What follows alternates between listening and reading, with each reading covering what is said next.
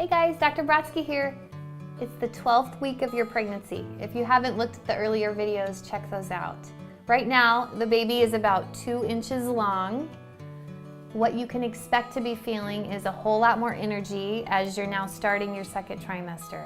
So second trimester always gives you a break from all those extra naps that you may need. But I still tell patients you're still pregnant and you're still tired, so don't expect to have a surge of energy during that time, although it will improve from the first trimester. You're not going to feel fetal movement probably quite yet. Most people don't feel it until about 16 weeks, so don't stress out if you haven't felt fetal movement yet. This is normal. You shouldn't feel anything yet. You also may be starting to have some more gas pains and things like that as your uterus is growing and your bowels are finding a different location. So you can always use simethicone typically, but definitely talk it over with your doctor. Small, frequent meals tend to work the best to help control this. From a doctor's perspective at 12 weeks, we're excited about this point in pregnancy because you're starting your second trimester, the miscarriage rate falls dramatically.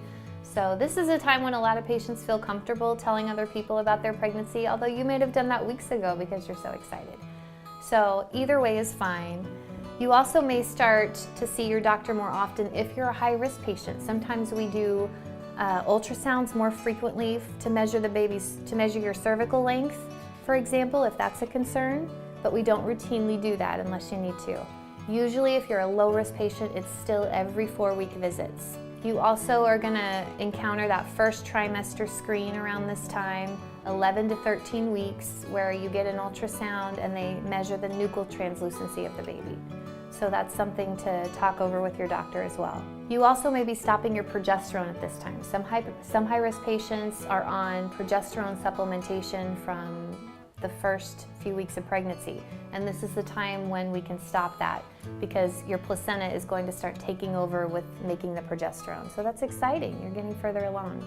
Things to look out for right now are bleeding and severe cramping, and of course anything out of the ordinary. If you have a fever or chills or you're throwing up a lot or anything unexpected, definitely call your doctor and let them know.